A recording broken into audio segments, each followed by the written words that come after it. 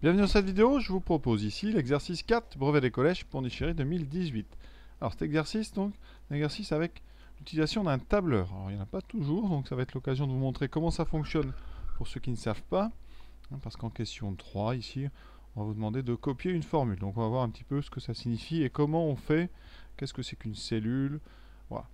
Donc vous avez, comme très souvent, des programmes de calcul ici, en français, puis on va d'abord les faire fonctionner.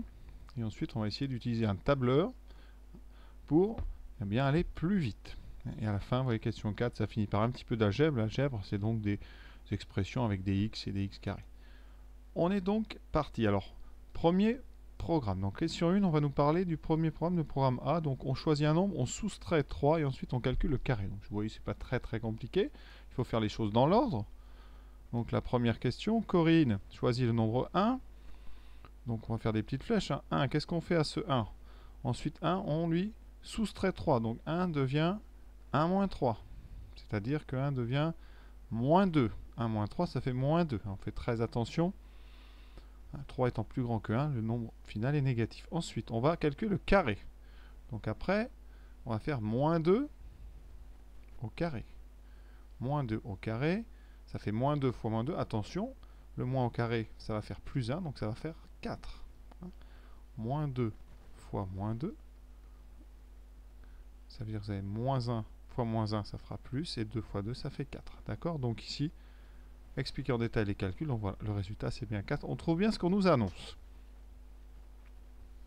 Donc, le calcul, pour résumer tout ce qu'on a fait, on a fait 1 moins 3 au carré.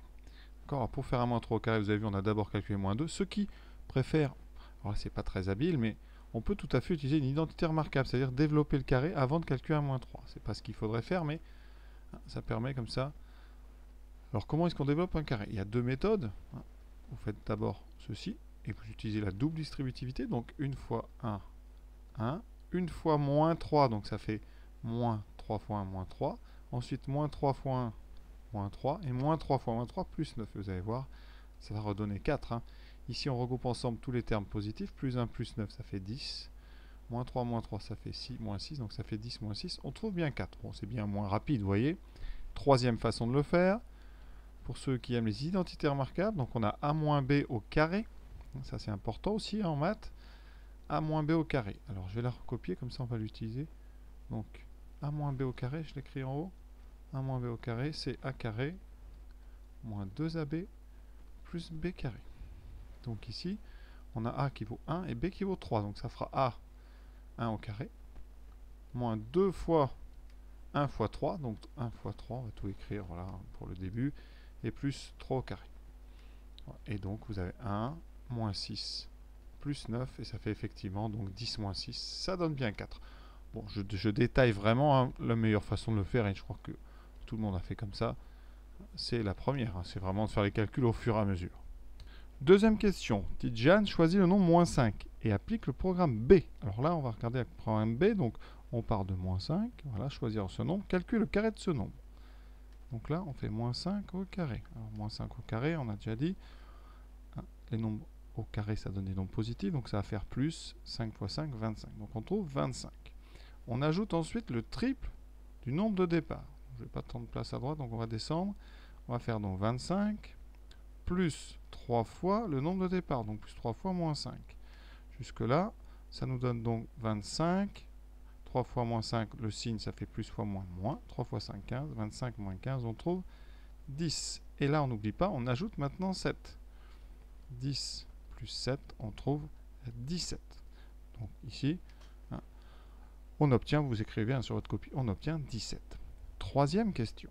Lina souhaite regrouper les résultats à l'aide d'un tableur. Elle crée la feuille de calcul ici qu'on vous indique. Et on vous demande quelle est la formule qui doit être copiée. Donc ici, dans les cases jaunes. Ici, j'ai surligné donc les cases de C3 à H3. Vous avez bien compris, j'espère, comment on repère une ligne et une colonne.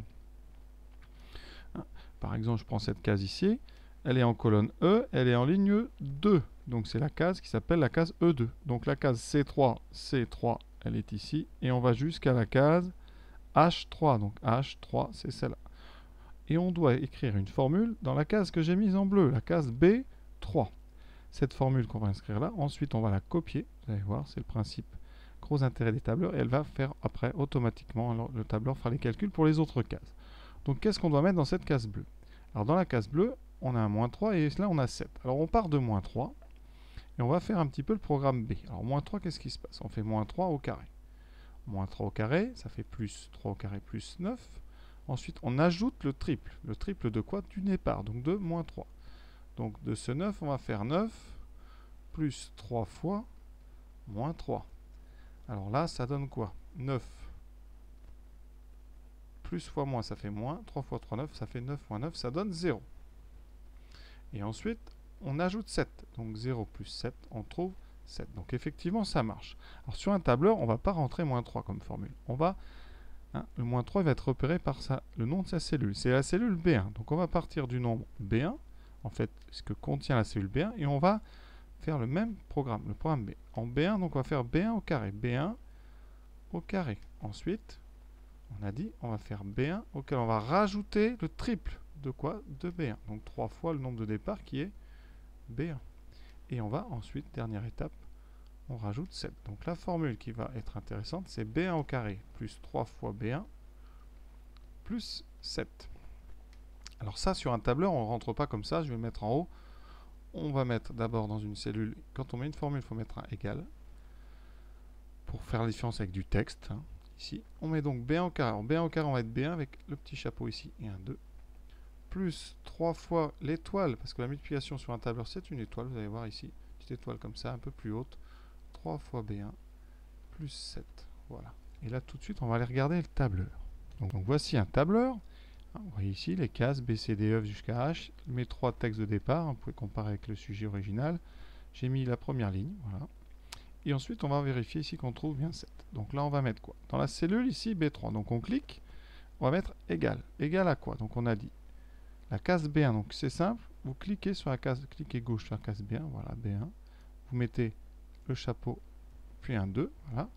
Plus 3 fois donc le fois de votre clavier. Et là, vous recliquez une fois sur B1. Voilà. Et ensuite, plus 7. On valide. Et normalement, on va s'afficher voilà, le nombre 7. On est bon, notre programme est bon. Et alors, pour copier, c'est très simple. On va en bas à gauche de la cellule, on clique sur la souris à gauche, on reste appuyé et on décale comme ça, vous voyez, jusque la case H.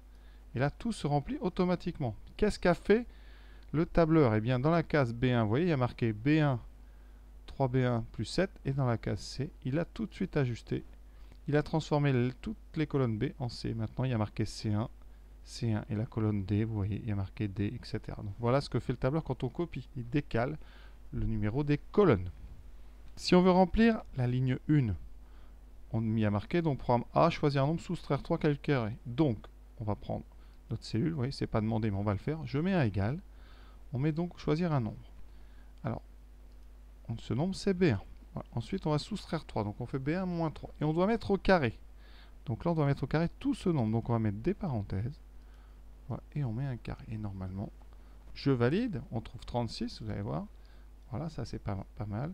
Et ensuite, on va faire de la même façon. En bas, à droite, on reste appuyé sur la souris gauche et on copie. Et tout s'affiche exactement comme sur le copier. Donc voilà, vous voyez comment on se sert d'un tableur. On peut maintenant aller à la suite du sujet. C'est plutôt de l'algèbre parce qu'on va travailler avec des variables x ici. Alors Zoé cherche à trouver un nombre de départ pour lequel les deux programmes donnent le même résultat. Et donc, au lieu d'appeler ça B1, si vous voulez, on va appeler ça X. On va faire à peu près la même chose. Donc, on vous demande le programme A. Qu'est-ce qu'il fait? Alors, ce programme A, on part de X. On soustrait 3. Donc, on a dit X moins 3. Et ensuite, on met au carré. C'est donc X moins 3 au carré. Alors, ça, c'est la forme factorisée. Maintenant, on va la développer. Alors, X moins 3 au carré, donc, on en a parlé un peu tout à l'heure. C'est une identité remarquable. Ou alors, vous faites de la double distributivité. Donc, je vais rappeler la formule de l'identité remarquable. Parce que quand même, c'est elle qui est très importante. C'est A moins B au carré égale A carré moins 2 fois A fois B. Donc, on écrit plutôt en maths 2AB. Ça va plus vite. Plus B carré. Très important, c'est un plus ici. Donc, nous, on va appliquer cette formule avec A égale X et B égale 3. Ça nous donne A carré, donc X au carré, moins 2 fois A fois B. A fois B, ça va faire X fois 3. Mais on n'écrit pas en maths X fois 3, on écrit plutôt 3 3x. Et comme il est multiplié par 2, après ça fera 6. Hein, d'accord? Et ensuite plus b carré, donc plus 3 au carré. Voilà. Et on calcule juste. Hein.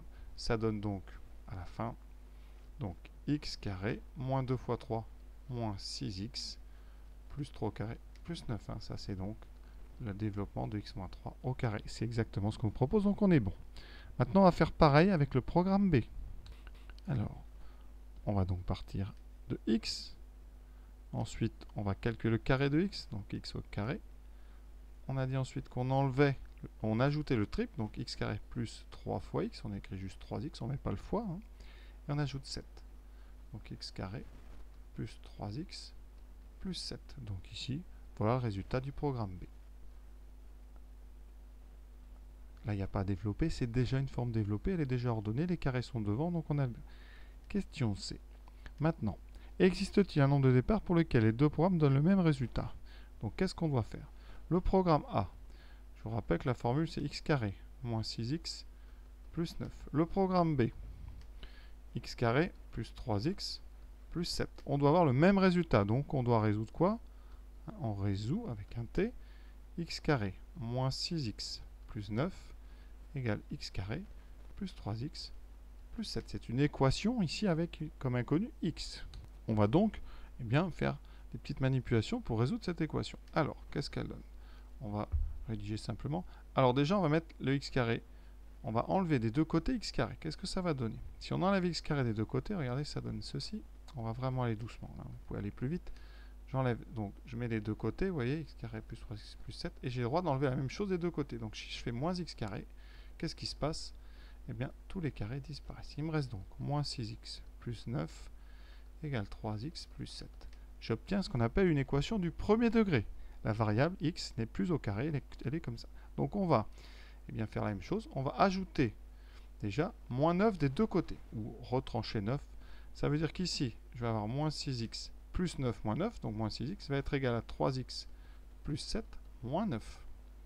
Et on va faire pareil avec 3x. On va le retrancher des deux côtés. Donc j'obtiens moins 6x moins 3x est égal à 7 moins 9. Vous voyez, le 3x a disparu du côté droit et est apparu à gauche à moins 3x. Maintenant, on regroupe.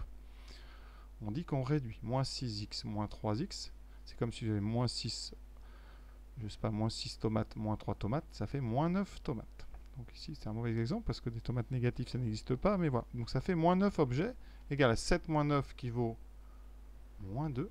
Et là, on va devoir diviser des deux côtés par moins 9. Et donc, ça donne x égale... Alors, vous voyez, on divise les deux côtés par moins 9, on a tout à fait le droit. Ça fait x égale moins 2 sur moins 9. Alors, moins 2 sur moins 9, alors on sait simplifier les moins. Ça fait 2 sur 9. Pour ça, en fait, on pourrait considérer que moins 2, c'est moins 1 fois 2, que moins 9, c'est moins 1 fois 9, et on simplifierait les moins 1. Et donc, la réponse, c'est 2 neuvièmes.